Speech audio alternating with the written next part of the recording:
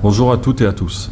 Je souhaite m'adresser aujourd'hui pour faire un premier point à l'issue de cette phase qui se termine, cette phase assez particulière du confinement, qui va marquer maintenant avec la fin du confinement une autre phase, avec une phase d'activité qui ne sera pas normale. C'est une reprise d'activité encore en présence du virus, et j'y reviendrai. Sur la première phase qui s'achève, l'organisation des sapeurs-pompiers s'est tournée de façon à pouvoir mieux réagir, à avoir une réactivité forte face à toutes les nouvelles contraintes. Les contraintes étaient claires et l'objectif que j'ai donné à l'ensemble des services et à chacun d'entre vous, c'était d'être en capacité d'intervenir en permanence, c'est-à-dire de durer dans la crise, et d'être en capacité, pour mes services, de sécuriser l'ensemble des interventions des sapeurs-pompiers.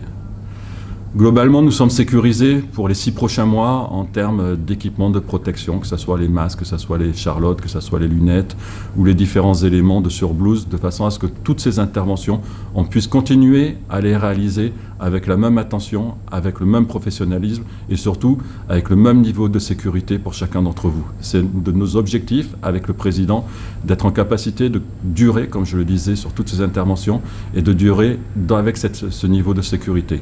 Tout le travail que l'on a mis en place, l'organigramme que l'on a mis en place, a été fait pour sécuriser chacun d'entre vous pour qu'on puisse assumer en permanence la continuité de notre service public. Nous avons réalisé en plus, en parallèle, tout un suivi de l'ensemble des agents qui ont été au contact avec le virus. Plus de 560 personnes ont été suivies par la cellule de conseil. Nous avons réalisé plus de 750 interventions de Covid avérées sur l'ensemble de cette période. Et pour vous résumer un petit peu, c'est quasiment 1 million de dépenses supplémentaires réalisées par le SDIS pour pouvoir prendre en charge tant les victimes, pour pouvoir prendre en charge la sécurité des interventions et pouvoir mettre en place tout le circuit logistique qui va permettre de durer dans toute cette période. Comme je vous disais, on termine cette première phase de confinement. Une deuxième phase va avancer. Je ne sais pas ce qui va se passer encore, savoir s'il va y avoir une deuxième vague, s'il ne va pas y avoir de deuxième vague. Il n'empêche qu'on doit continuer à travailler avec le même professionnalisme. Professionnalisme qui va nous obliger à continuer, comme je le disais, à durer et d'intervenir en toute sécurité. Il n'y a pas d'intervention anodine avec ce virus.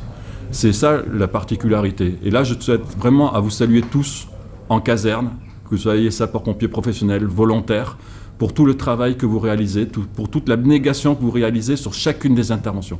Toutes les interventions requièrent un niveau de compétence, un niveau de mise en œuvre de nos process assez important, et vous savez le réaliser en ce moment avec toute cette difficulté et cette appréhension de méconnaissance souvent que l'on a vis-à-vis du Covid.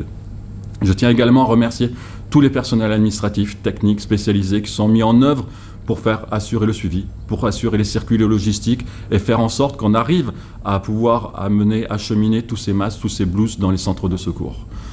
Et puis remercier d'une manière générale l'ensemble des agents du SDIS, professionnels, volontaires, personnel administratif et spécialisé, l'ensemble des personnels aussi du service de santé qui s'est orienté pour pouvoir organiser des prélèvements, pour faire en sorte que chacun d'entre vous puissiez être prélevé s'il y avait un doute face à cette maladie. Vous remercier parce que le service d'incendie et de secours de l'Hérault a réussi à gagner plusieurs batailles pendant ce confinement. Alors, on n'a peut-être pas gagné la guerre, je ne sais pas ce que va donner l'évolution du virus pour les prochaines semaines, mais comme je vous le disais, on a réussi à gagner une bataille de l'acheminement logistique, on a réussi à gagner une bataille du maintien de notre capacité opérationnelle pendant toute cette période, et c'était les deux objectifs que l'on avait pour pouvoir pérenniser notre service public. Je tiens à vous remercier à tous et à bientôt.